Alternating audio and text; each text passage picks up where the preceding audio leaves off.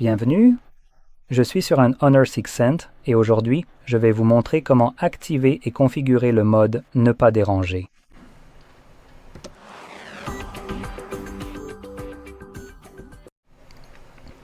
Pour commencer, vous devrez faire glisser votre doigt vers le bas depuis le coin supérieur droit de l'écran, ce qui fera apparaître vos raccourcis. Si vous le faites depuis le côté gauche, cela affiche les notifications. C'est pour cela que je précise. Et ici, cherchez le mode « Ne pas déranger ». Il devrait se trouver quelque part ici, et si vous ne le voyez pas, vous pouvez faire glisser la liste vers le bas pour l'étendre. Pour moi, il apparaît à ce niveau-ci, le mode « Ne pas déranger », mais si malgré tout vous ne le voyez toujours pas, vous pouvez cliquer juste ici, puis cliquer sur « Ajouter une tuile ».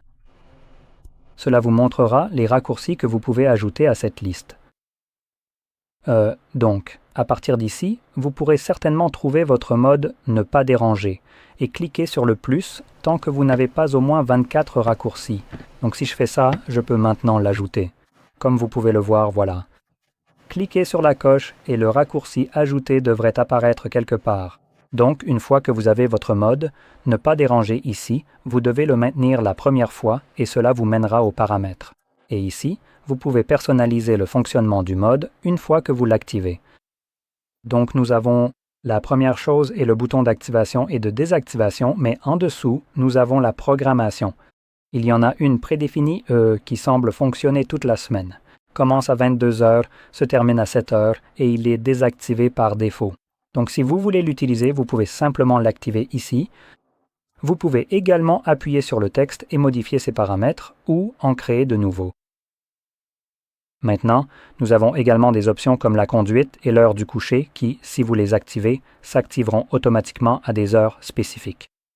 Par exemple, le mode conduite s'activera automatiquement lorsqu'il détectera que vous êtes censé conduire, ce qu'il essaiera de déterminer en fonction de votre vitesse et aussi du type de direction dans laquelle vous vous déplacez. Donc, s'il détecte que vous êtes sur une sorte de route, généralement en vous déplaçant à des vitesses élevées, il considérera probablement que vous êtes en train de conduire. Donc, si cette option est activée, votre appareil passera automatiquement en mode conduite, qui est en fait un mode « Ne pas déranger », mais qui s'active lorsque vous conduisez. Et c'est la même chose pour l'heure du coucher. Je sais que le téléphone doit d'abord apprendre comment vous fonctionnez, ce qui prend un certain temps à l'appareil, afin de détecter quand vous allez dormir en se basant sur votre utilisation de l'appareil. Donc, si vous arrêtez d'utiliser votre appareil à une heure précise et qu'il y a, vous savez, une diminution des bruits, ce genre de choses, il pense que vous dormez probablement et à ce moment-là, il active le mode « Ne pas déranger ». Ensuite, nous avons l'option permettant d'autoriser les interruptions. Donc, en gros, vous sélectionnez qui pourra contourner ce mode, et nous avons les appels avec des options comme « Tout le monde peut contourner ce mode »,« Seuls les contacts peuvent le faire »,« Les contacts favoris » ou bien « Personne ne peut le contourner ». Maintenant, selon ce que vous sélectionnez ici, cette option peut aussi être complètement contournée grâce à ce bouton, ce qui signifie que si quelqu'un vous appelle 2 fois en l'espace de 15 minutes, il ignore totalement l'option ici. L'appel passe alors. Et c'est une excellente option pour les situations d'urgence, car en général, les gens vont vous appeler plusieurs fois, remplissant ainsi cette condition de 2 appels en 15 minutes. Ensuite, nous avons les messages. Comme pour les appels, vous pouvez sélectionner les contacts favoris, personne, tout le monde, sans les titres supplémentaires. Donc, une fois que tout est configuré ici, vous pouvez fermer cette fenêtre et vous n'aurez plus jamais besoin d'y revenir. Mais avant de le faire, je voudrais peut-être vous suggérer de configurer un planning spécifique. Je vais donc en configurer un qui fonctionne toute la semaine et qui commence vers la fin de la journée. Donc généralement tard le soir, mais pas trop tard non plus pour que je sois déjà en train de dormir parce que parfois il peut y avoir des notifications ou des sons qui se déclenchent quand il s'éteint, ce qui pourrait être agaçant.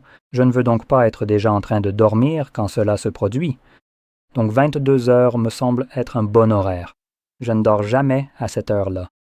Je vais donc aussi configurer cela de la même manière ici, 22 heures, mais je vais mettre l'heure de fin 1 minute plus tard. Donc cela va fonctionner pendant 1 seule minute.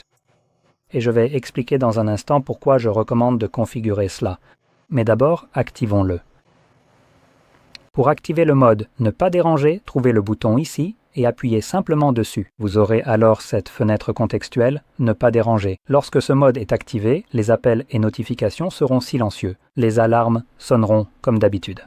Maintenant, ce n'est pas forcément exact selon la façon dont vous l'avez configuré ici. Mais dans tous les cas, cochons la case juste ici et sélectionnons « Activer ». Donc maintenant qu'il est activé, évidemment, tout ce que nous avons sélectionné est appliqué. Et la raison pour laquelle j'ai recommandé d'activer ce programme, c'est que lorsque vous l'activez de cette façon, c'est-à-dire sans passer par un programme, ce mode restera actif indéfiniment en arrière-plan jusqu'à ce que vous reveniez ici et appuyez à nouveau dessus pour le désactiver.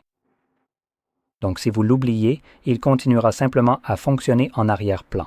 Mais avec le programme que j'ai recommandé de configurer, même si vous l'oubliez, à 22 heures, l'appareil essaiera de l'activer. Et à 22h01, même s'il était déjà activé parce que vous aviez oublié de l'éteindre, à 22h01, il verra qu'il est activé parce que le mode programme était déjà en marche, et alors à 22h01, il l'éteindra automatiquement parce qu'il est en cours d'exécution. Donc, cela vous apporte une certaine tranquillité d'esprit, car au moins, à la fin de la journée, il peut être éteint automatiquement même si vous l'oubliez. Cela étant dit, j'espère que vous avez trouvé cela très utile. Et si c'est le cas, n'oubliez pas de liker, de vous abonner et merci d'avoir regardé.